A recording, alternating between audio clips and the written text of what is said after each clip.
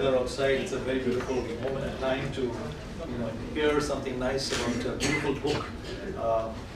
I would like to first of all do the honors for the initiative of Prabha Foundation in collaboration with Taj Bengal, T2 of Telegraph and Tree Cements. Thanks to all the partners.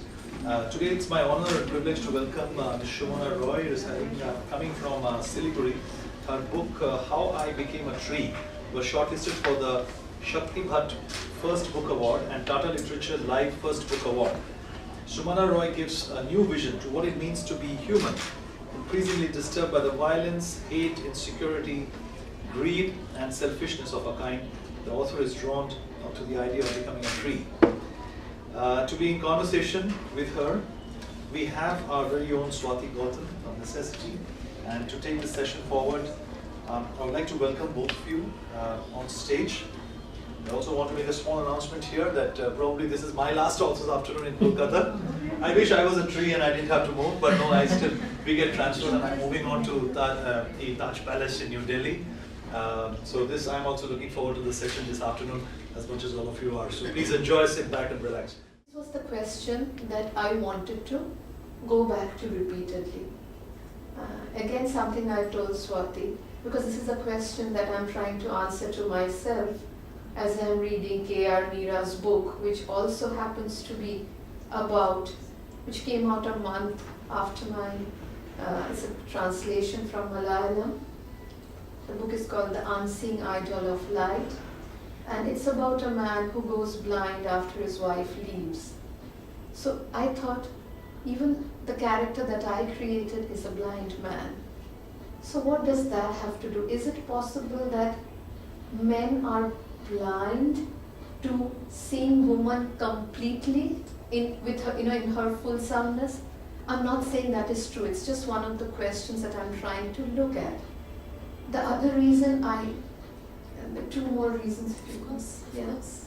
The thing had to do with the blind poet. Why was Nayan blind?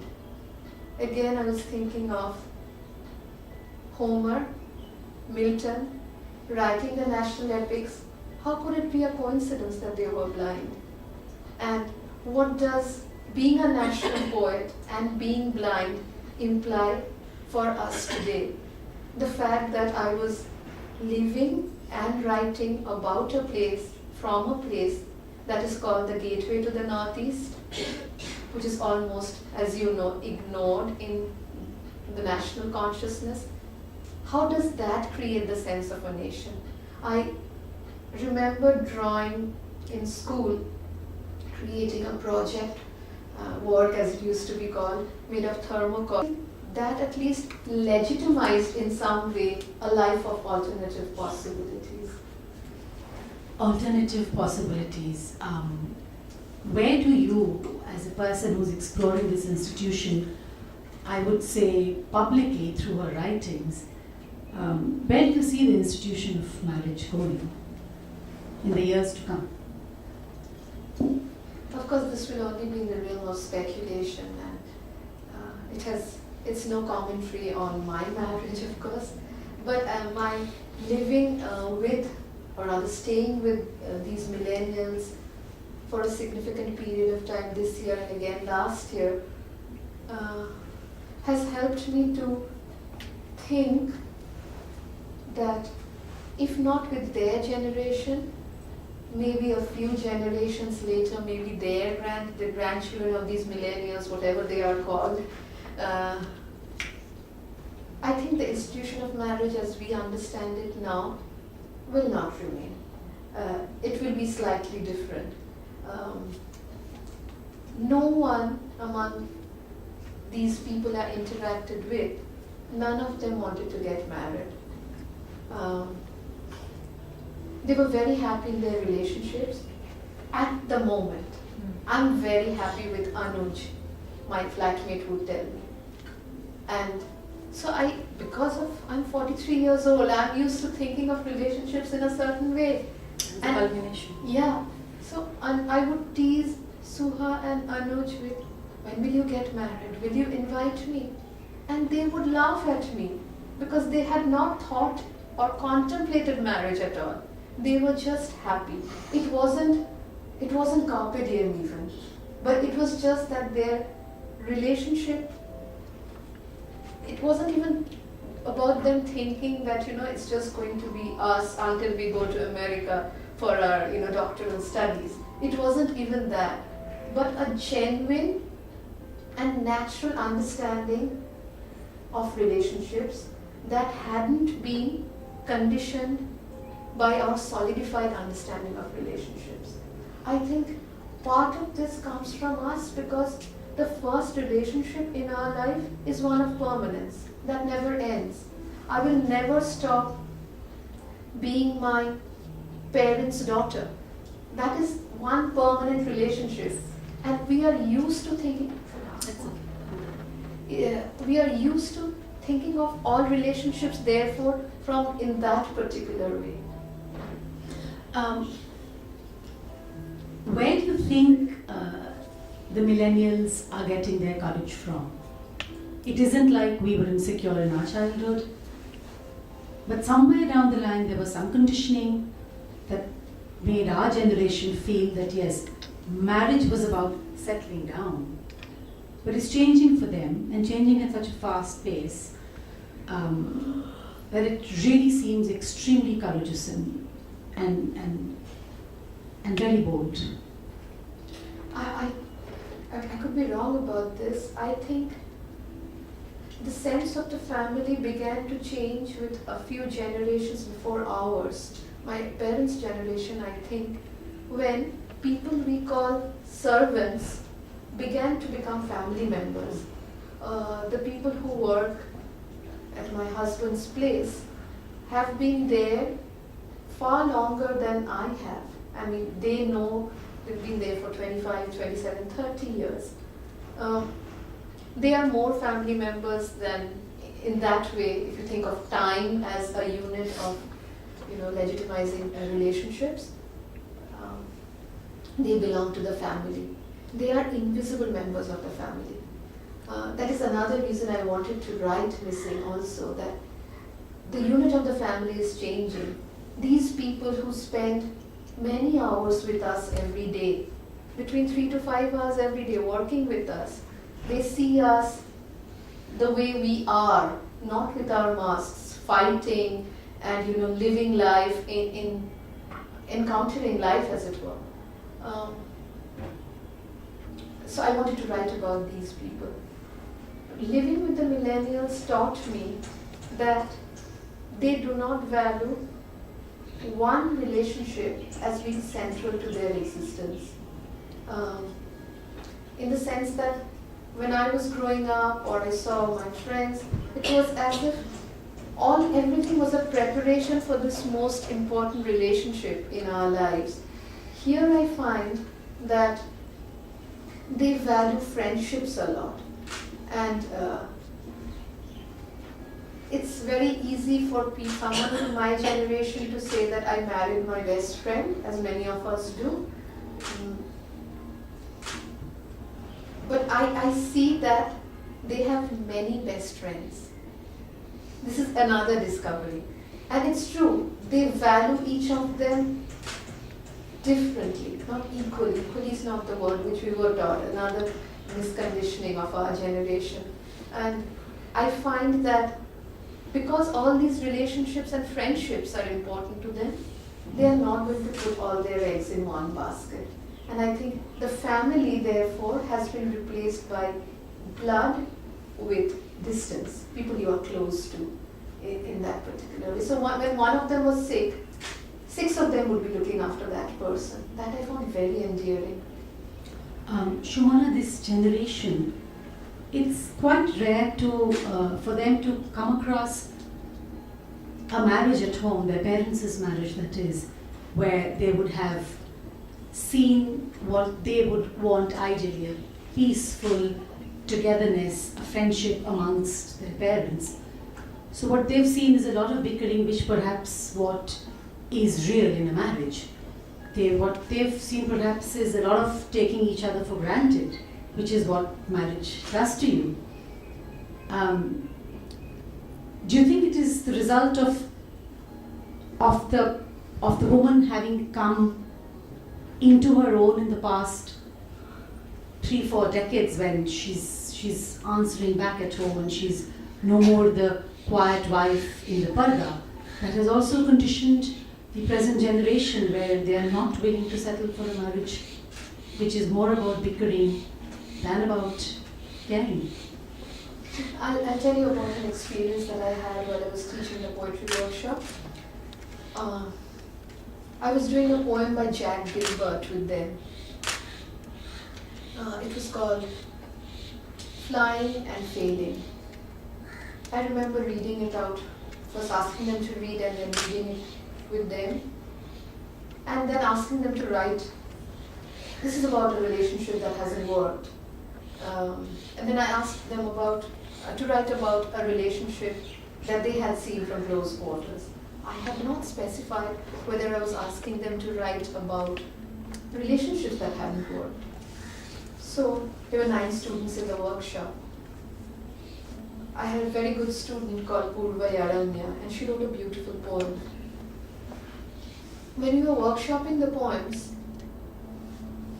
one of the students, her name is Anya, this is a liberal arts program, so she came from mathematics, she was majoring in mathematics. She said, "Your parents are divorced, aren't they?" after reading Purvai's poem. Purvai's poem was about a car ride where her father is driving, her mother is sitting in the front seat, she and her sister are in the rear seat. It's about a car ride from Vasant Kunj to Chandigarh, where their house is. Purvai was shocked. She said, "No, it isn't." I said, "But I read this poem as one where it seems like the parents are divorced." So, it's like an arc, the classroom, the lecture hall. So Anya was sitting here, next to her was Purvai, next to her was Payal. Payal immediately said, "I also read it the same way." And then, without waiting for any of us, she said, "It's because my parents are divorced." I had been teaching for 14 and a half years in a government college before I taught here. Literature is no longer read for, very sadly, because we go to literature for pleasure. Literature is no longer read for its beauty, its form, the beauty of a sentence. We seem to be reading for ism. This is a post-colonial novel. This is a feminist novel. I never read any literature like that. But the awareness of that ism, while teaching that workshop, reminded me how reading literature for ism was a failure, was almost a sham and a scam. Because this was eventually about relationships.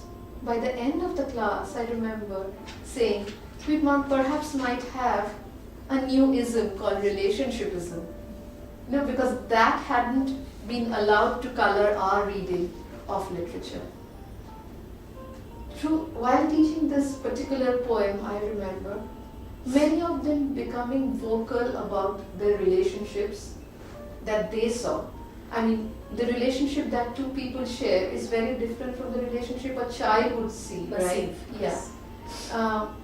And I was surprised that they had seen so much more than I had as a child, where I took my parents' relationship as a given, almost like, breathing oxygen, as it were.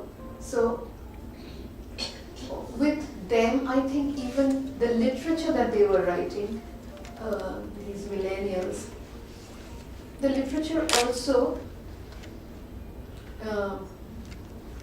is about their coming to terms with their bodies in a way that I hadn't noticed. Women have been writing, men have been writing about their bodies for a long time. But here, it has something to do with the matter-of-factness of an awareness of their sexual preferences in a way where they are not apologizing for it. They're also very honest in a way other writers, other generations might not have been, about the relationships in their life. I think that is a reason why publishing is also changing. You'll find that a new category on mental health is coming into being even as we speak, it is because of this that we are allowed to talk about our bodies and our minds in a way that we weren't allowed to before. I guess we've just taken it away from where we weren't allowed to where we will just be, whether or not you allow me to be. You know? What next for you, Sumana? I'm superstitious. I've had so many false starts in life. I'm scared of talking about anything that I'm working on. I see Vaishali smiling because she's seen me go through many of these false starts. Will that relationshipism continue? Yes. It will. Yes. Right? I also write poetry. Mm-hmm. So apart from, I remember writing more about relationships, mine and others people's, imagined and real, in the last 5 or 6 years. Now I find that I'm interested in exploring, related to, of course, how I became a tree, that primary trigger, in how it is, whether it is possible. People say humanism and they celebrate humanism, being human, for instance. I don't think being human is a great thing. Humans are responsible for majority of the ills on the planet today. So I do not celebrate humanism. I think one of the things that I would advocate for as a human, while being aware of my anthropocentric bias, is plantism, not humanism. How will it be if all of us, or if most of us, decided to live like plants, like trees? I think our generation, our times, not generation, is the age of abundance. All of us have just too much more than we need. I mean, we take more holidays than we have ever, more clothes than we'll ever wear, more choices of consumers. We are consumers in every way. Even with relationships, we are testing this relationship. We know it's an apple, whereas we know we have an appetite for an orange. But let's just check this out, whether this works or not. Everything is a trial room. And for plants, nothing is a trial room. For plants, everything has to be governed by survival instinct. I will coil around this because I need it. My life is dependent on it. Also because there is nothing sorry, this is my fault. My hands are empty. There is nothing exhibitionistic about plant life. But what I'm working on, to answer your question, is I'm trying to work on literary criticism, something about literary criticism. It comes from my belief. When I say literary criticism, I know most of you have switched off because you don't like reading literary criticism. I'm presuming, of course, please forgive me. But I think this presumption of boredom about literary criticism owes to academics turning it into a professional thing. I think all of you who are here today, me, Swati, you, even Abhishek, though he's only performing his job, have some relationship with the pleasure of reading. We love to read. We go to it for pleasure. When we read literary criticism, we don't find, we are told to be very almost monological human beings, as if we read only with our minds or with our brains. But we know that when we read a thriller, we sweat, right? So our bodies are also part of our reading experience. It is possible that the ceiling fan is working and you were on page 23, you've gone somewhere, you've come back and it has changed to page 27. And you've discovered something on page 27 before the author wanted you to. That also affects our reading experience. I want to write literary criticism, perhaps a book, where my entire being is brought into play. Just as writing is about accidents, reading is also about accidents. You pick up a book because you happen to find it on the bookshelf, not because someone had said, no, it is not a textbook. I have a favorite French philosopher called Michel said, in this book called Five Senses, he says, at any given time, all the five senses are working. So when you're breathing or smelling, it's not that you've stopped hearing or stopped feeling the cool of the air conditioner. All five senses are working. So at any given point of time, I am thinking now, I can smell Swati's perfume. I am here in all my, fulsomeness, as it were. Why isn't literary criticism like that? I want to write literary criticism which brings the body and the accident in. Yes, I mean, literary criticism, the only word that comes to my mind is dry. Yeah. And when you speak of sweaty palms, yes, it's needed. Before we wrap this up, this one last question. Are you sure we want to be like trees on this earth inhabited by humans, where humans will continue to throw stones and trees are continuously expected to yield fruit? That is why I want all of us to be plant-like, so that we do not throw the stones at trees. I'm sorry, that's a very lazy answer. No, it isn't. It's a very hopeful, very optimistic, very idealistic, very beautiful. The real human in us would answer thus. We've just passed our time, so may I open this and invite questions from the house? I've told them thoroughly, I think. No, you haven't. I don't think so. Yes, Gosha, please. So there's a mic coming your way. So the theory of plantism, how does one become a tree then? If this is your wish that human beings become more plant-like, how does that happen? What is the manifesto, as it were? To say that we'll have a manifesto is to be anthropocentric again, of course. It's a utopian desire. What I was trying to say is, let us reject the grand narratives and almost the grandiloquence, the self-indulgence of humanism, where we feel, what a work of art is man. Man isn't a great work of art. I mean, Shakespeare, the Renaissance is bringing man as the center of the universe, and see what that has done in the last 500 years. I mean, what the Industrial Revolution has done, what capitalism has done, and we are not even leaving, we're not sure what we're leaving the next generation.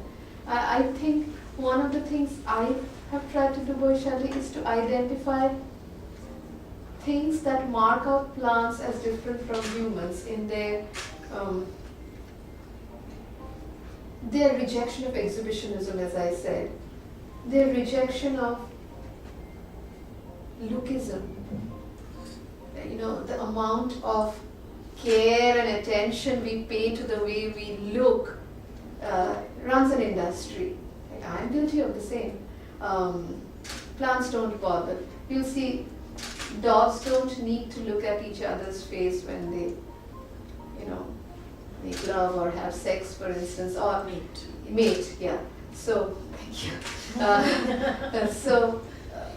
The whole idea of, for instance, the fetishization of the face. It's a reason it's called Facebook. In plants, you can't identify these things. Things that I think that we do not need actually. There is much in common between plants and animals and humans.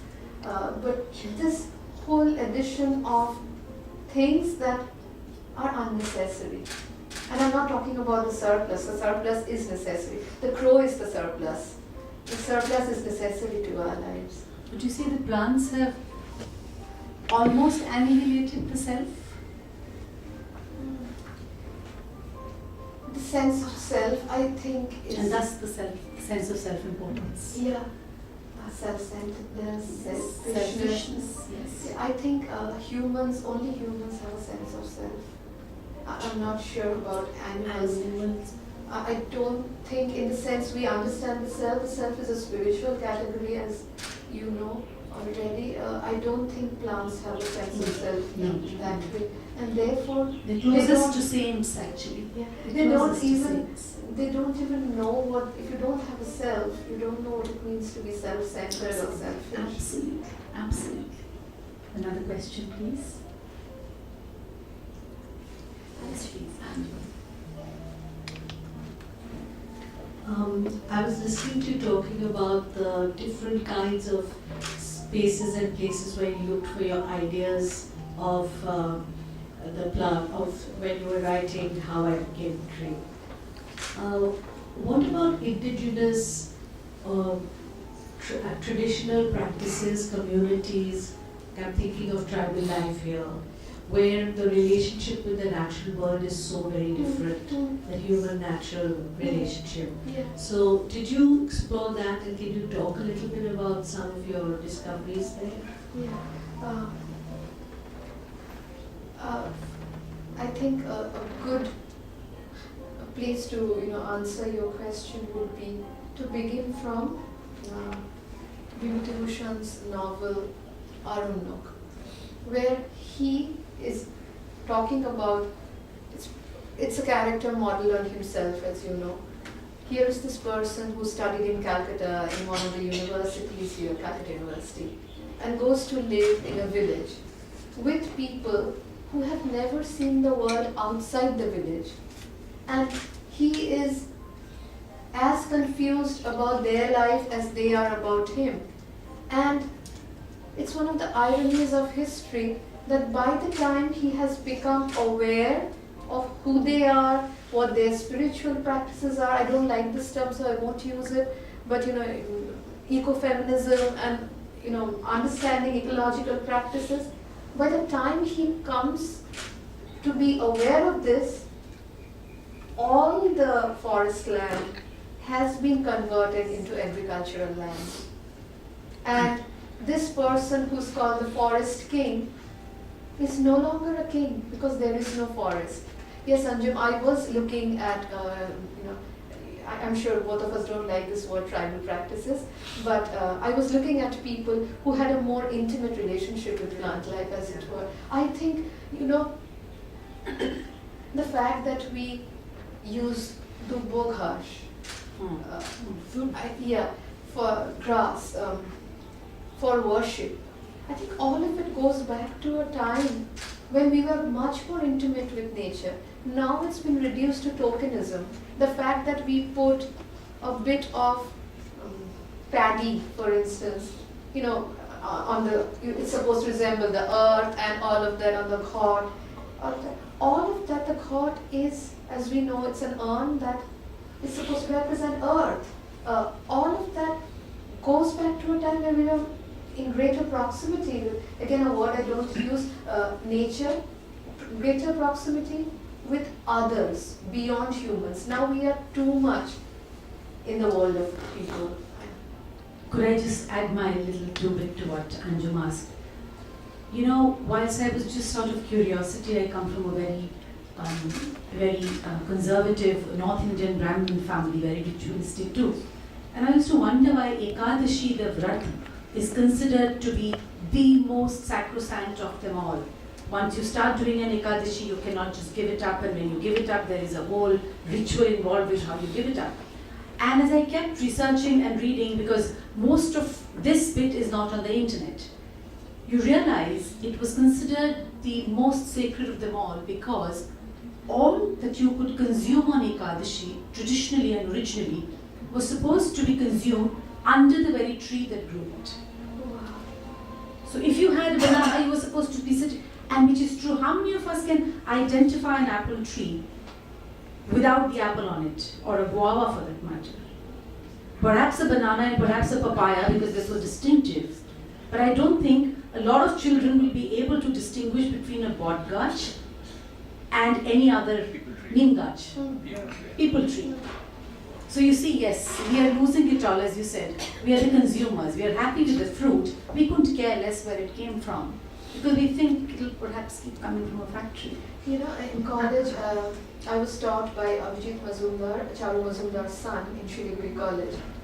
And he used to tell me that when we teach the alphabet to 3 or 4-year-olds, when we say A for apple, if we could take them back to where the tree was, when we say R for rice, where it came from, it is, and I think he was being utopian slightly, but I agree with this.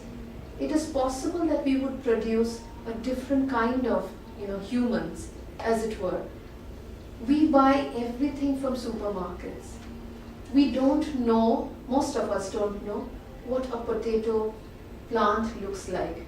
Does potato, my nephew, who's going to be 7, does not know whether potato grows on trees or whether it's a plant or a shrub. Does it grow underneath the soil? Because by the time he understands potato as French fries, many of them will be repelled by... Which comes out of a bag. Yeah. Which comes from a factory. Yeah. So it's from... Also the fact that potato is soily to the touch.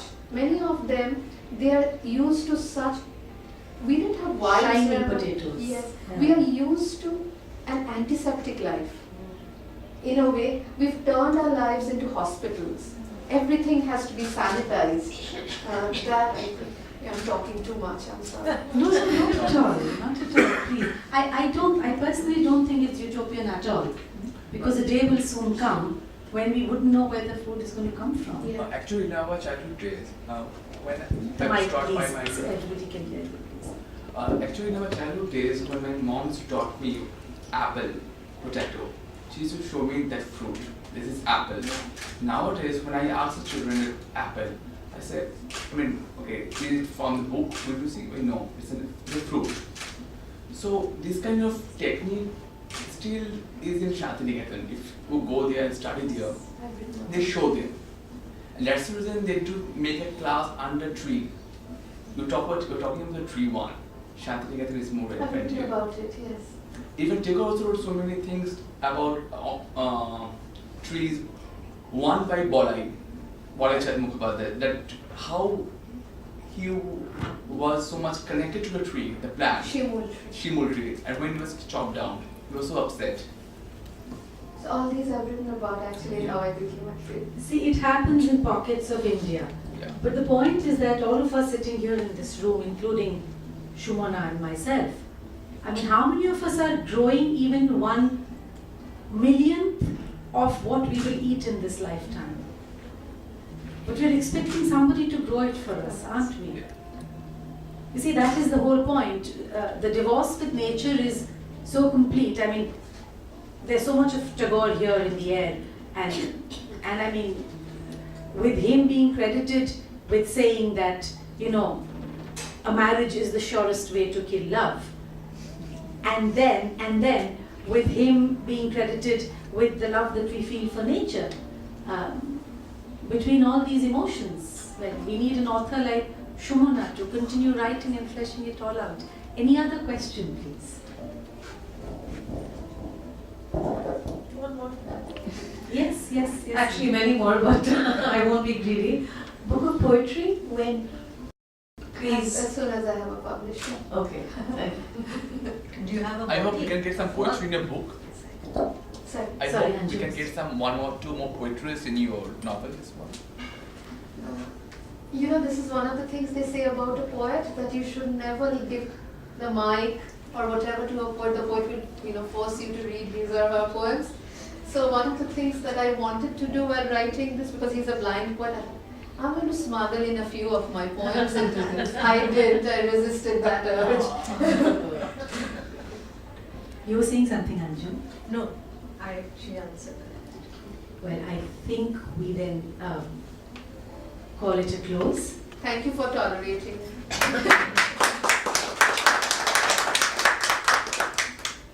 Thank you so much. Great pleasure hearing you both. I would like to request Mrs. Abhilasha Setia to please come up and do the honors of a small memento for both the ladies. And following which the books will be autographed for you, so please.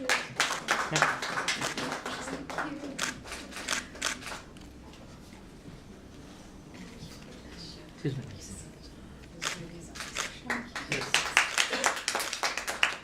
Simon, you've been bound. Before the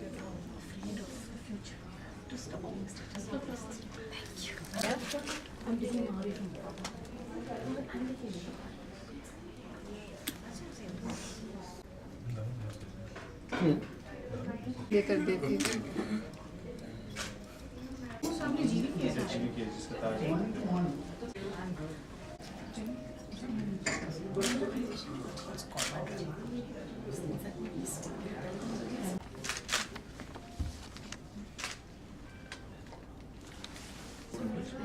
She wanted to come, but she couldn't make it. Yeah, that's why we got this one. I thought she's coming, so we'll not come. আমি সব জানি ব্যাপার তারপরে বলি